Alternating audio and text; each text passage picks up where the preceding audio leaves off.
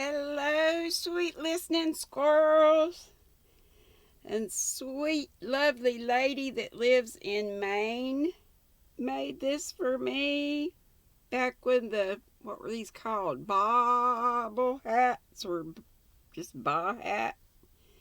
I have never done color work before. Even though I knit, I've not ever done this before. Of course, I need to learn it. It's a wee bit big, just a wee bit. So I kind of have to pull it back, but then you can't see my lovely cheeks. That's how it should be, but up here, I guess. But it was so sweet of her to do that. And she made me hand knit socks. That's another thing I've got to learn to do. Y'all know me, I just do same stuff. Chapter 2, let's get to reading, shall we? I love the hook nook too. Check out the hook nook. They've got some cool hooks and other stuff. Chapter 2, The House of Dreams.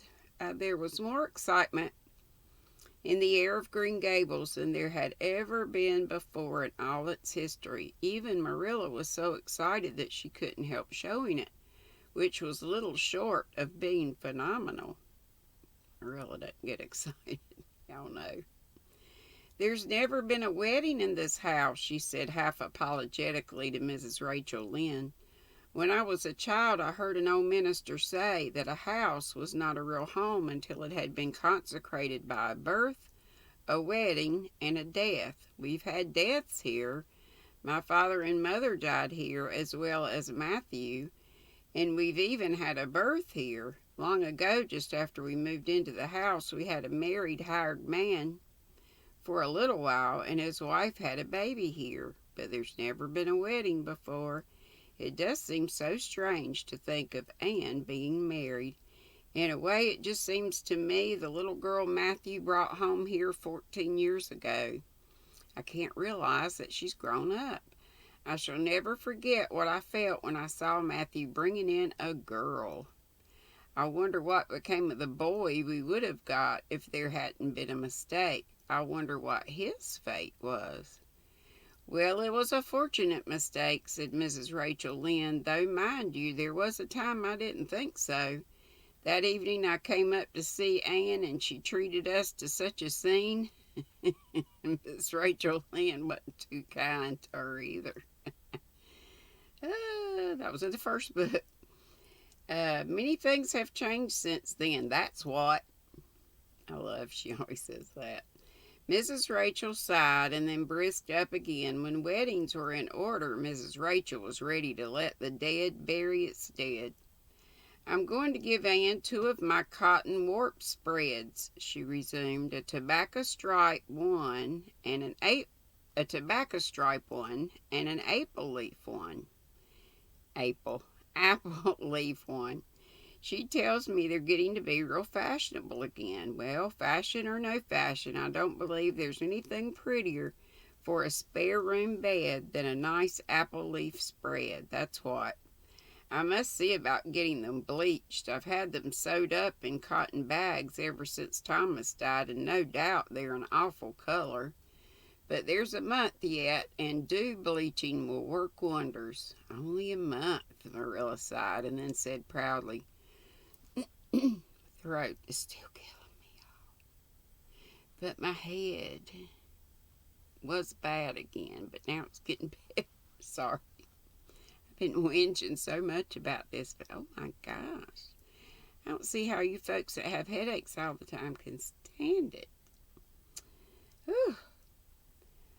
Let's see. I'm giving Anne that half dozen braided rugs I've had in the garret. I never supposed she'd want them. They're so old-fashioned, and nobody seems to want anything but hook mats now. But she asked me for them and said she'd rather have them than anything else for her floors. They are pretty. I made them out of the nicest rags and braided them in stripes. It was such company these last few winters. And I'll make her enough blue plum preserve to stock her jam closet for a year. It seems real strange, those blue blue plum trees hadn't even a blossom for 3 years, and I thought they might as well be cut down. And this last spring they were white and such a crop of plums I never remember at Green Gables. Well, thank goodness that Anne and Gilbert really are going to be married after all. It's what I've always prayed for, said Miss Rachel, in the tone of one who's comfortably sure that her prayers have availed much. It was a great relief to find out that she really didn't mean to take that Kingsport man. He was rich, to be sure, and Gilbert is poor, at least to begin with, but then he's an island boy. He's Gilbert Blythe, said Marilla contentedly. Marilla would have died the death before she would have put into words the thought that was always in the background of her mind whenever she had looked at Gilbert from his childhood up, the thought that, had it not been for her own willful pride long, long ago, he might have been her son. Marilla felt that in some strange way his marriage with Anne would put right that old mistake. Good had come out of the evil of the ancient bitterness. As for Anne herself, she was so happy that she almost felt frightened.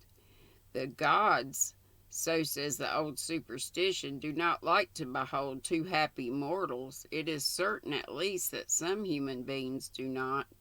Two of that ilk descended upon Anne one violet dusk and proceeded to do what in them lay to prick the rainbow bubble of her satisfaction.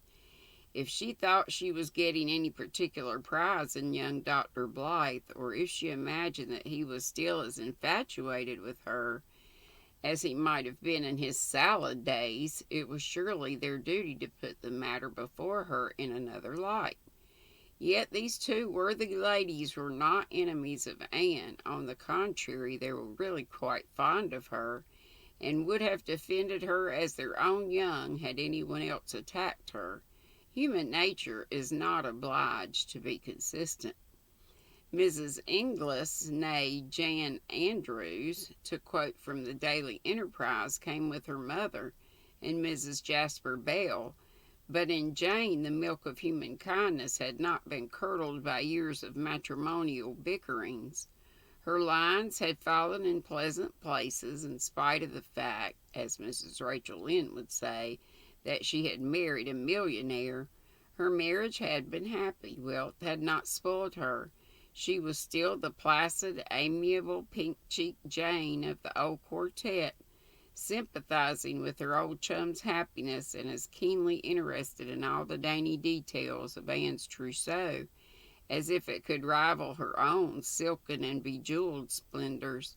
Jane was not brilliant, and had probably never made a remark worth listening to in her life, but she never said anything that would hurt anybody's feelings, which may be a negative talent, but it is likewise a rare and enviable one.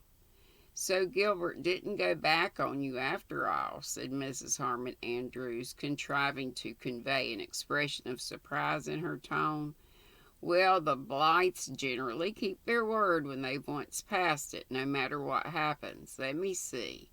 You're 25, aren't you, Anne? When I was a girl, 25 was the first corner. But you look quite young. Red-headed people always do."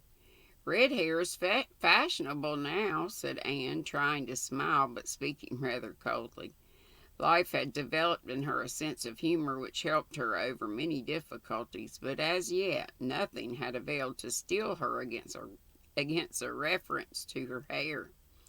So it is," conceded Mrs. Harmon. "There's no telling what queer freaks—" Ah, thought I had this cut off.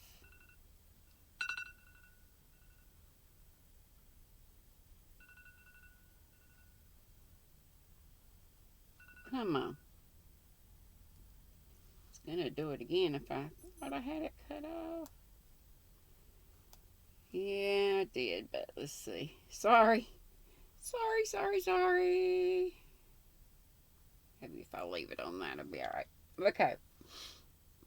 It'll probably go off again in a minute. Oh no, so it is, so it is. There's no telling what queer freaks fashion will take. Oh my gosh. Well, Anne, your things are very pretty and very suitable to your position in life, aren't they, Jane? I hope you'll be very happy. You have my best wishes, I'm sure. A long engagement doesn't often turn out well, but of course, in your case, it couldn't be helped.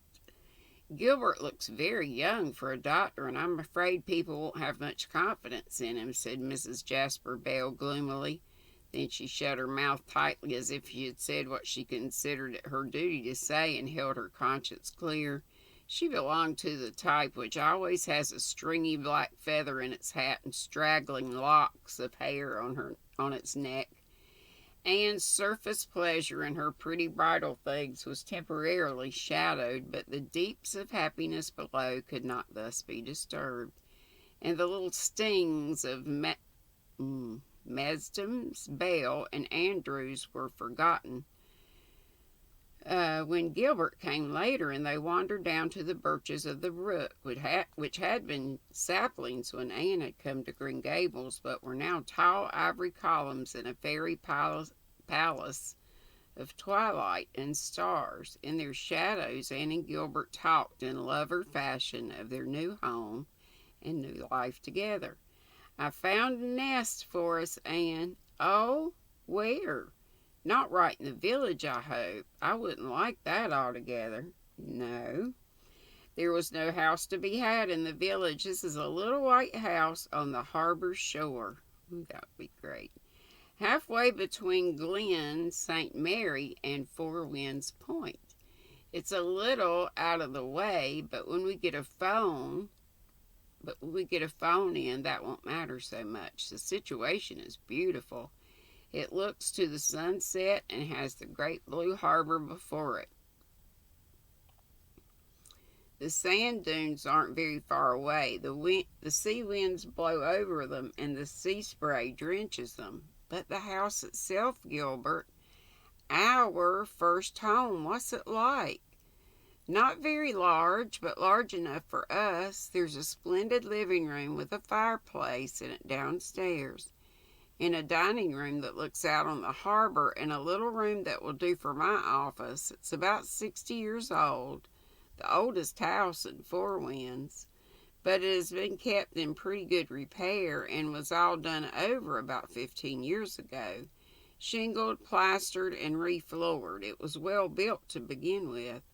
I understand there was some romantic story connected with its building, but the man I rented it from didn't know it. He said Captain Jim was the only one who could spin that old yarn now. Who's Captain Jim? The keeper of the lighthouse on Four Winds Point. You'll love that Four Winds light, Anne.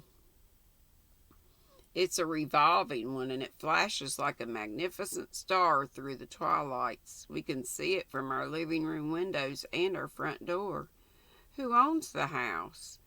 Well, it's the property of the Glen Street Mary Presbyterian Church now, and I rented it from the trustees. But it belonged until lately to a very old lady, Miss Elizabeth Russell. She died last spring, and as she had no near relatives, she left her property to the Glen St. Mary Church. Her furniture is still in the house, and I bought most of it for a mere song, you might say, because it was so old-fashioned that the trustees despaired of selling it. Glen St. Mary folks prefer plush brocade and sideboards with mirrors and ornamentations, I fancy. But Miss Russell's furniture is very good, and I feel sure you'll like it, Anne.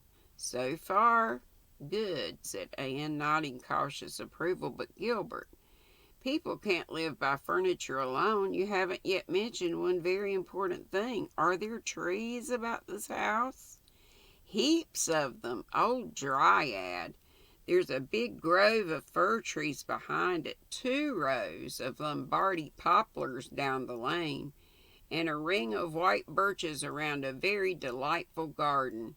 Our front door opens right into the garden, but there is another entrance, a little gate hung between 2 firs. The hinges are on one trunk and the catch on the other. Their boughs form an arch overhead. Oh, I'm so glad I couldn't live where there were no trees. Something vital in me would starve. Well, after that, there's no use asking you if there's a brook anywhere near. That would be expecting too much. But there is a brook, and it actually cuts across one corner of the garden. Then, said Anne with a long sigh of supreme satisfaction, this house you have found is my house of dreams and none other. And that's all of chapter 2. Tomorrow we'll read The Land of Dreams Among. Have a wonderful day. It's a Tuesday, so I am not on live. I'll be on live tomorrow at 5, but remember our time went back an hour. So if your time didn't change, this confuses me. I guess it would be 6 o'clock for you. We went back an hour. So I reckon that's right. It's Eastern time too, y'all know that. Okay, have a happy day, and as always, be sweet, don't be ugly. Oh, before we go, look what I found. My tea box that I turned into my advent calendar last year. My plan was to put the little cotton balls that came in the darn good yarn. They're way too big for those little drawers, so I will have to come up with something else. I've got some other little balls. You know, I never finished that scarf from last year, and I don't know where it is. I could just carry on with that one. Laura was not happy with me, Mad Mimi. She keeps up with all her stuff. I think she had like several advent calendars. I am just going on and on and on. Sorry. Love y'all. See you live tomorrow, but I'll be around in somebody's chat today. I've already been in a couple. Bye-bye. Love y'all.